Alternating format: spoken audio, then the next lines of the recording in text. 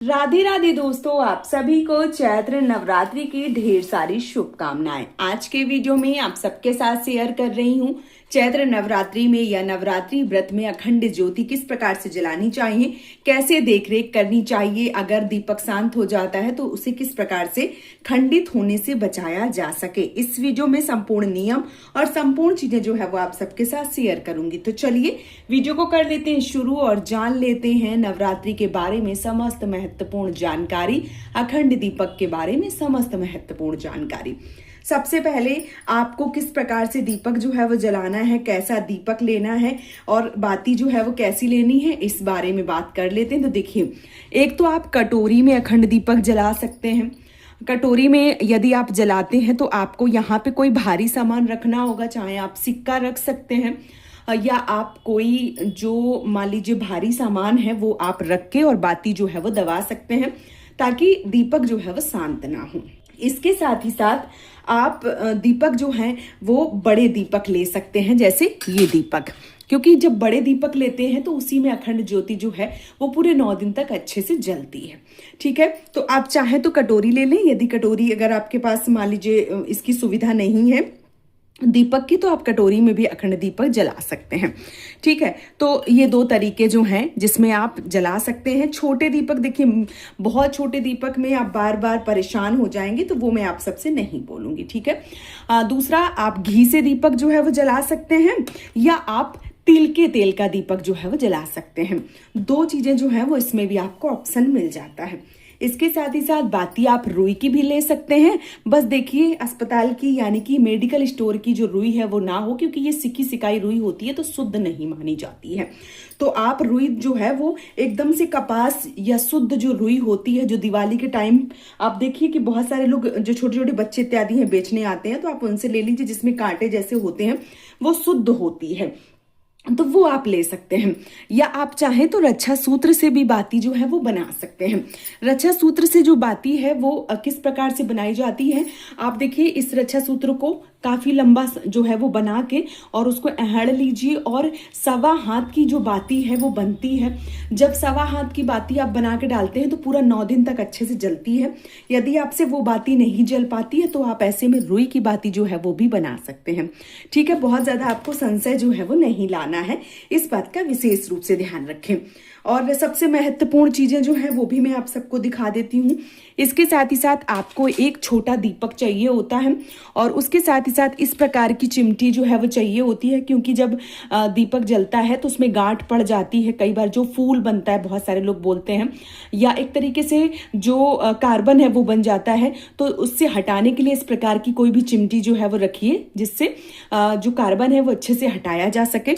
और ये जो दीपक है ये इसलिए रखिए ताकि बड़ा वाला जब दीपक आप उसकी जो मान लीजिए कि कार्बन है वो निकाल रहे हैं उस समय वो शांत ना हो जाए, तो इसको जला कर रखिए। ठीक है, तो चलिए मैं आप सबको दिखा देती हूँ किस प्रकार से आपको जलाना है।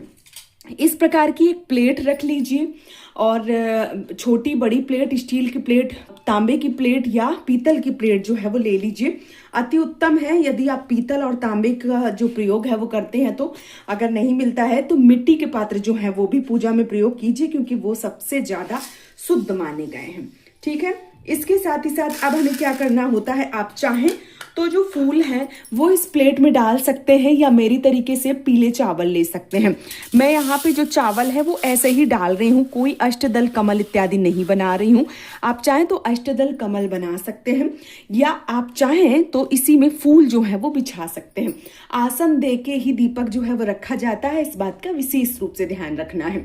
ठीक है, अब ये दीपक जो है वो इस प्रकार से रखा जाता है और ये देखिए इसमें जो बाती है वो डाली जाती है। तो चलिए मैं बाती जो है वो डाल के आप सबको दिखा देती हूँ। तो देखिए यहाँ पे जो दीपक में बाती है वो मैंने डाल दी है और इसके साथ ही साथ जो अब आप लेना चाहते हैं वो घी या तेल जो है वो ले सकते हैं। ठीक है, और कई बार आपके समझ में ये नहीं आएगा कि घी और तेल की जो बाती है वो दीपक है वो हम किस प्रकार से रखें, किस तरफ रखें। तो मैं आपको सरल तरीके से बता देती हूँ। माता के आमने सामने बीच में अगर आप दीपक जो है वो रखते हैं तो आपको दायां या बायां जो है वो माता का नहीं देखना पड़ेगा और ना ही ये देखना पड़ेगा कि आप घी की बाती जला रहे हैं तो दाईं तरफ रखें या आप तिल के तेल की दीपक जो है वो जला रहे हैं तो बाईं तरफ रखें। ये चीजें जो है वो आपको देखने की आवश्यकता नहीं पड़ेगी। ठीक है, तो इस प्रकार से आप कर सकते हैं। इसके साथ ही साथ जो दीपक की बाती है वो आप इस प्रकार से नीचे जो है वो पूरी डाल सकते हैं, ताकि अच्छे से जलती रहे और आप जब ऊपर निकालेंगे तो अच्छे से निकलती जाएगी।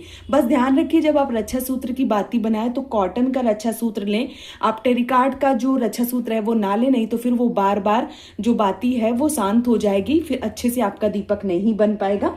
इस बात का ध्यान रखें, क्योंकि जो रक्षा सूत्र हैं वो भी बहुत तरह तरीके की आते हैं, तो कोई कॉटन का होता है, कोई नहीं होता है, तो इस चीज का विशेष रूप से ध्यान जो है वो आपको रखना होता है। ठीक है, अब आपको देखिए क्या करना है, ये जो दीपक है ये आप जला दीजिए। ठीक है, और ये दीपक जो है वो आप इस प्रकार से रख सकते हैं। अब इसका क्या काम होता है देखिए, मैं आप सबको दिखा देती हूँ। अब देखिए ये दीपक भी जल रहा है, ये दीपक भी जल रहा है।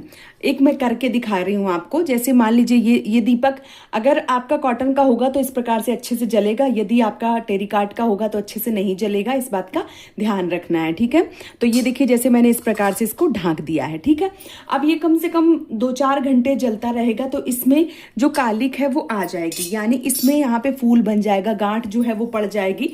और कई बार 1-2 दिन में भी गांठ पड़ती है, कई बार 24 घंटे में गांठ पड़ती है।